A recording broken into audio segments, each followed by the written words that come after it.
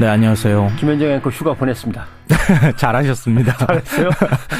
좀 쉬어가면서 해야 되는데 쉬지도 못하고 계속 일을 했으니까요. 나이 든 저도 쉬어야 됩니다. 맞습니다. 예. 아무튼 오늘 뒤집어볼 뉴스 행간은 뭡니까?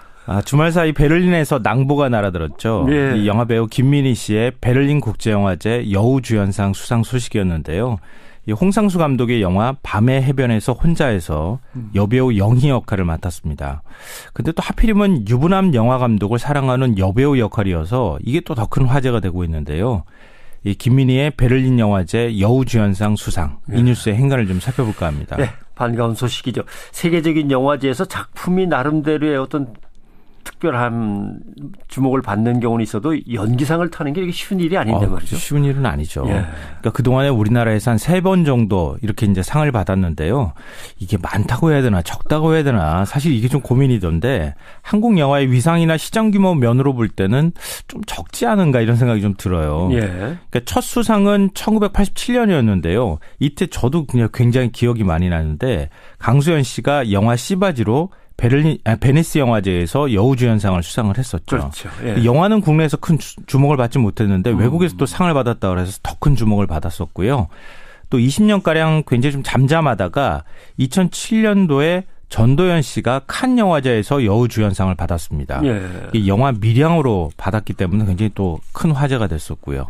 그리고 또 이제 10년 만에 김민희 씨가 베를린 영화제에서 여우주연상을 받았는데요. 이 흥미로운 점은 한국 배우들이 베니스, 칸, 베를린 여기서 딱 한 번씩 상을 받았다는 것도 흥미롭고. 약속이나 한 듯이 순서대로. 예. 그리고 남자 배우는 상복이 없다는 건데요. 혹시 여우주연상만 계속 받으니까 이게 남우주연상을 안 주는 거 아닌가 이렇게 생각하시는 분들이 있을지 모르겠는데 예. 있습니다. 이 베를린 영화제 남우주연상은 이 독일하고 노르웨이가 합작해서 만든 영화 이 헬레 네이테라고 하는 영화인데요. 이 영화에 출연한 게오르크 프리드리히가 받았습니다. 예. 우리 남자 배우들도 좀 분발을 해야 될 것 같습니다. 그거 참, 언젠간 또 소식이 들려올 거라고 생각하고. 우선 이 영화 얘기 좀 합시다. 밤의 해변에서 혼자. 베를린 여우주연상의 이 영광을 아는 이 영화. 어떤 행간이 있습니까? 이 첫 번째 행간은 영화는 영화고 현실은 현실이다입니다. 이 김민희 씨가 열연한 영화 밤의 해변에서 혼자 이건 이제 유부남인 영화 감독하고 여배우가 사랑에 빠진다. 그렇죠. 또 그것 때문에 서로 힘들어하는 여배우의 심리를 그린 이런 영화인데요. 이 영화를 본 해외 감독이나 평단에서는 훌륭한 영화다 이러면서 박수갈채를 보내는데 예술이 아닌 현실의 눈으로 보면 이게 좀 다른 시각으로 간다는 거죠. 평가가 굉장히 극과 극으로 엇갈리는 것 같습니다. 홍상수 감독과 김민희 씨는 다 아시다시피 불륜 스캔들에 지금 휩싸여 있는 상태잖아요. 그렇죠. 예. 홍 감독이 또 이혼 소송 중이라고 하는데요. 이 영화 스토리가 공교롭게 이 현실과 너무 딱 맞아 떨어지는 겁니다. 홍 감독은 자전적 영화를 만들 의도는 없었다 이렇게 부인은 하고 있지만 그렇다고 모든 감독이 또 자기 인생 스토리하고 전혀 다른 영화를 만드는 것도 아니잖아요. 네티즌들 반응이 좀 굉장히 안 좋은데요. 기사마다 두 사람의 어떤 도덕성 이런 문제를 지적하거나 또 조롱을 하거나 비난하는 댓글이 막 줄을 이었습니다. 이 언론들도 수상 소식 그 자체보다는 불륜에 오히려 더 초점을 맞추는 거 아닌가 이런 생각이 드는데요. 김민희 씨가 수상 소감으로 사랑한다 이런 표현을 사용했는데 이걸 또 부각시키고 또 손깍지를 끼면서 이렇게 손을 잡았다 이런 것들에 대해 주목한다거나 아니면 허리에 손을 만졌다든가 이런 스킨십에 오히려 더 주목을 하는 그런 모습도 보였습니다. 대통령을 보도할 때나 여배우를 보도할 때나 언론들의 시각은 참 비슷한 것 같아요. 또 그게 또 대중들의 관심이기도 하니까 그런 거 아닌가 싶기도 한데요. 그러니까 영화는 영화고 현실의 평가는 아주 냉혹하다 이렇게 볼 수 있는데 보통 상 받으면은 귀국을 하게 되면 굉장히 국내에서 많은 이제 주목을 받게 되잖아요. 그렇죠. 근데 이번에는 국내에서 마음 놓고 축하 파티를 벌이지 못하는 거 아닐까 그런 생각도 듭니다. 아무튼 스캔들을 작품으로 정면 돌파 이런 제목도 있더군요. 기사 제목을 보니까. 예. 그러나 또 서구 사회에서 감독과 여배우의 불륜을 보는 스캔들을 보는 시각은 또 우리하고 많이 다를 수도 있고요. 다르죠, 사실은. 네.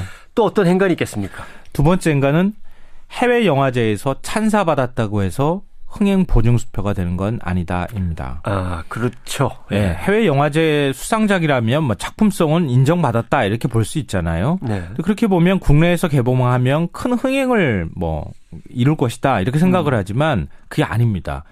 대표적인 사람이 김기덕 감독인데요. 예. 내려온 작품마다 해외에서는 굉장히 큰 호평을 받잖아요. 그렇죠. 극찬을 받고. 예. 근데 국내보다 해외에서 훨씬 더 인기가 많습니다. 이 베니스 영화제 황금 사자상을 수상했던 피에타. 이게 관객가 한 100만 명은 넘었나요? 예. 한 1000만 관객 넘는 영화가 요즘 많은데 100만이면 너무 작잖아요. 이탈리아나 프랑스에서는 김기덕 감독이 나타났다 하면 술렁술렁합니다. 예, 맞아요. 예. 김 감독 스스로 국내보다 프랑스나 미국에서 흥행 스코어가 몇 배는 더 높다 이렇게 얘기를 할 정도인데요. 또 한국 영화 최초로 칸 영화제에서 심사위원상을 받은 박찬욱 감독의 영화 박쥐. 이것도 나중에 오히려 주목을 받았는데 이 처음 개봉했을 때는 흥행 참패였어요. 일주일 만에 막을 내렸거든요. 예. 또 강수현 씨한테 베니스 영화제 여우주연상 영광을 안겨줬던 씨바지. 이것도 사실 그때 개봉했을 때 제가 봤거든요. 또 국내 관객 수가 겨우 17,000명이었습니다. 우리 둘이 봤는데도 17,000밖에 안 됐어요. 그중에 저희가 포함됐었던 건데요. 나중에 수상 소식이 들리고 난 다음에 다시 재개봉을 해서 굉장히 많은 분들이 다시 봤었죠. 그렇게 따지면 밤의 해변에서 혼자 이거는 어떨까? 이게 다음 달 그러니까 3월에 국내 개봉을 한다고 하는데요. 이 홍보사 관계자는 조차 이 낙관할 수만은 없는 상황이다 이렇게 얘기를 하고 있습니다. 또 사실 베를린 영화제는 대중적으로 상당히 재미있는 영화에 주는 게 아니고 제일 좀 딱딱한 스타일의 이제 예술 영화들한테 주는 그런 영화제 성격인데. 그래도 관심 갖고 좀 많이 봐주십시오. 우리 영화의 발전을 위해서. 네. 야, 자, 행간이 더 있다면요? 마지막 세 번째 행간은 입이 있어도 할 말이 없다입니다. 이게 좀 뜬금없는 얘기인 것 같으시죠? 박근혜 정부 들어서서 입이 닳도록 문화융성을 외쳤잖아요. 예. 박 대통령이 뭐 영화 열심히 또 보고 다니기도 했고 또 그래서 지원을 잘하고 있다 이렇게 생각을 했는데 블랙리스트가 딱 터지고 난 다음에 그게 아니었구나 이런 생각을 다 하게 됐습니다. 뭐 영화 배우나 영화 감독, 제작자 전부 다 불이익을 줬었다는 거 아닙니까? 그렇죠. 예. 그러니까 변호인이나 광해 같은 정권 입맛에 맞지 않는 영화 만들었다고 CJ그룹 이미경 부회장 찍어냈다. 또 외국 영화 제작하도록 압박했다. 이게 또 이제 검찰 수사로 드러나기도 했었고요. 특히 이제 부산국제영화제 거의 완전히 초토화됐다고 표현을 할 만큼. 그렇죠. 예, 세월호 참사를 다룬 영화 다이빙벨 상영한다고 해서 이게 이제 시작이 된 건데요. 정부 지원금 삭감하고 영화제 집행위 관계자 검찰 고발하고 거의 쫓아내다시피 했거든요. 네. 이런 황무지 속에서 김기덕, 박찬욱, 홍상수 이런 영화 감독들 그리고 또 배우들이 해외에서 찬사받는 영화 만들고 출연했다. 이 정부 입장에서는 입이 10개가 있어도 할 말이 없다 이런 생각이 드는데요. 네. 우리 이제 예술 지원이라든가 이런 거 얘기할 때 팔길이 원칙이라는 게 있습니다. 팔길이 원칙? 지원은 하되 간섭은 하지 않는다. 그러니까 문화정책은 간섭해서 되는 게 아니고요. 지원만 하고 간섭하지 않아야 한다. 그래야 문화융성이 된다. 그렇습니다. 이 사실 정치인들이 잊지 말아야 될 것 같습니다. 아무튼 박 대통령과 최순실 씨를 소재로 영화를 만들면 이게 문화융성에 크게 기여할 건데 그때 좀 다음 정권에서 만들 수 있지 않을까요? 예. 김성환의 행간이었습니다. 네, 고맙습니다. 씨가 수상 소감으로 사랑한다 이런 표현을 사용했는데 이걸 또 부각시키고 또 손에 손깍지를 끼면서 이렇게 손을 잡았다 뭐 이런 것들에 대해 주목한다거나 아니면 허리에 손을 만졌다든가 뭐 이런 스킨십에 오히려 더 주목을 하는 그런 모습도 보였습니다. 대통령을 보도할 때나 여배우를 보도할 때나 언론들의 시각은 참 비슷한 것 같아요. 또 그게 또 대중들의 관심이기도 하니까 그런 거 아닌가 싶기도 한데요. 그러니까 영화는 영화고 현실의 평가는 아주 냉혹하다 이렇게 볼 수 있는데 보통 상 받으면은 귀국을 하게 되면 굉장히 국내에서 많은 이제 주목을 받게 되잖아요. 그렇죠. 근데 이번에는 국내에서 마음 놓고 축하 파티를 벌이지 못하는 거 아닐까 뭐 그런 생각도 듭니다. 아무튼 스캔들을 작품으로 정면 돌파 뭐 이런 제목도 있더군요. 기사 제목을 보니까. 예. 그러나 또 서구 사회에서 감독과 여배우의 불륜을 보는 스캔들을 보는 시각은 또 우리하고 많이 다를 수도 있고요. 다르죠, 사실은. 예. 또 어떤 행간이 있겠습니까? 두 번째 행간은 해외 영화제에서 찬사받았다고 해서 흥행 보증 수표가 되는 건 아니다입니다. 그렇죠. 네, 해외 영화제 수상작이라면 뭐 작품성은 인정받았다 이렇게 볼 수 있잖아요. 네. 그렇게 보면 국내에서 개봉하면 큰 흥행을 뭐 이룰 것이다 이렇게 생각을 하지만 네, 안녕하세요. 김현정 앵커 휴가 보냈습니다. 잘하셨습니다. 잘했어요? 좀 쉬어가면서 해야 되는데 쉬지도 못하고 계속 일을 했으니까요. 나이든 저도 쉬어야 됩니다. 맞습니다. 예. 우선 오늘 뒤집어볼 뉴스 행간은 뭡니까? 주말 사이 베를린에서 낭보가 날아들었죠. 예. 이 영화배우 김민희 씨의 베를린 국제영화제 여우주연상 수상 소식이었는데요. 이 홍상수 감독의 영화 밤의 해변에서 혼자에서 여배우 영희 역할을 맡았습니다. 근데 또 하필이면 유부남 영화 감독을 사랑하는 여배우 역할이어서 이게 또 더 큰 화제가 되고 있는데요. 이 김민희의 베를린 영화제 여우주연상 수상, 이 뉴스의 행간을 좀 살펴볼까 합니다. 네, 반가운 소식이죠. 세계적인 영화제에서 작품이 나름대로의 어떤 특별한 주목을 받는 경우는 있어도 연기상을 타는 게 이렇게 쉬운 일이 아닌데 말이죠. 쉬운 일은 아니죠. 예. 그러니까 그동안에 우리나라에서 한 3번 정도 이렇게 이제 상을 받았는데요. 이게 많다고 해야 되나 적다고 해야 되나 사실 이게 좀 고민이던데 한국 영화의 위상이나 시장 규모 면으로 볼 때는 좀 적지 않은가 이런 생각이 좀 들어요. 예. 그러니까 첫 수상은 1987년이었는데요. 이때 저도 그냥 굉장히 기억이 많이 나는데 강수연 씨가 영화 씨바지로 베를린 영화 어떤 행간이 있습니까?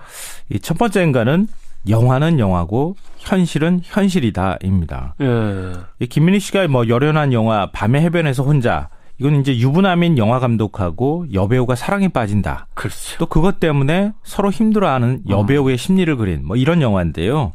이 영화를 본 해외 감독이나 평단에서는 뭐 훌륭한 영화다 이러면서 박수갈채를 보내는데 예술이 아닌 현실의 눈으로 보면 이게 좀 다른 시각으로 간다는 거죠. 평가가 굉장히 극과 극으로 엇갈리는 것 같습니다. 이게 홍상수 감독과 김민희 씨는 다 아시다시피 불륜 스캔들에 지금 휩싸여 있는 상태잖아요. 그렇죠. 예. 홍 감독이 또 이혼 소송 중이라고 하는데요. 이 영화 스토리가 공교롭게 이 현실과 너무 딱 맞아 떨어지는 겁니다. 홍 감독은 자전적 영화를 만들 의도는 없었다 이렇게 부인은 하고 있지만 그렇다고 모든 감독이 또 자기 인생 스토리하고 전혀 다른 영화를 만드는 것도 아니잖아요. 네티즌들 반응이 좀 굉장히 안 좋은데요. 뭐 기사마다 두 사람의 어떤 도덕성 이런 문제를 지적하거나 또 조롱을 하거나 비난하는 댓글이 막 줄을 이었습니다. 이 언론들도 수상 소식 그 자체보다는 불륜에 오히려 더 초점을 맞추는 거 아닌가 이런 생각이 드는데요. 김민희 씨 베니스 영화제에서 여우주연상을 수상을 했었죠. 그렇죠. 예. 영화는 국내에서 큰 주목을 받지 못했는데 외국에서 또 상을 받았다고 해서 더 큰 주목을 받았었고요. 또 20년가량 굉장히 좀 잠잠하다가 2007년도에 전도연 씨가 칸 영화제에서 여우주연상을 받았습니다. 예. 이 영화 미량으로 받았기 때문에 굉장히 또 큰 화제가 됐었고요. 그리고 또 이제 10년 만에 김민희 씨가 베를린 영화제에서 여우주연상을 받았는데요. 이 흥미로운 점은 한국 배우들이 베니스, 칸, 베를린 여기서 딱 한 번씩 상을 받았다는 것도 흥미롭고. 약속이나 한 듯이 순서대로. 예. 그리고 남자 배우는 상복이 없다는 건데요. 혹시 여우주연상만 계속 받으니까 이게 남우주연상은 안 주는 거 아닌가 이렇게 생각하시는 분들이 있을지 모르겠는데 예. 있습니다. 이 베를린 영화제 남우주연상은 이 독일하고 노르웨이가 합작해서 만든 영화 이 헬레 네이테라고 하는 영화인데요. 이 영화에 출연한 게오르크 프리드리히가 받았습니다. 예. 우리 남자 배우들도 좀 분발을 해야 될 것 같습니다. 그거 참, 언젠간 또 소식이 들려올 거라고 생각하고. 우선 이 영화 얘기 좀 합시다. 밤의 해변에서 혼자. 베를린 여우주연상의 이 영광을 아는 그게 아닙니다. 대표적인 사람이 김기덕 감독인데요. 예. 내려온 작품마다 해외에서는 굉장히 큰 호평을 받잖아요. 그렇죠. 극찬을 받고. 예. 근데 국내보다 해외에서 훨씬 더 인기가 많습니다. 이 베니스 영화제 황금 사자상을 수상했던 피에타. 이게 관객가 한 100만 명은 넘었나요? 예. 한 1000만 관객 넘는 영화가 요즘 많은데 100만이면 너무 작잖아요. 이탈리아나 프랑스에서는 김기덕 감독이 나타났다 하면 술렁술렁합니다. 예, 맞아요. 예. 김 감독 스스로 국내보다 프랑스나 미국에서 흥행 스코어가 몇 배는 더 높다 이렇게 얘기를 할 정도인데요. 또 한국 영화 최초로 칸 영화제에서 심사위원상을 받은 박찬욱 감독의 영화 박쥐. 이것도 나중에 오히려 주목을 받았는데 이 처음 개봉했을 때는 흥행 참패였어요. 일주일 만에 막을 내렸거든요. 예. 또 강수연 씨한테 베니스 영화제 여우주연상 영광을 안겨줬던 씨바지. 이것도 사실 그때 개봉했을 때 제가 봤거든요.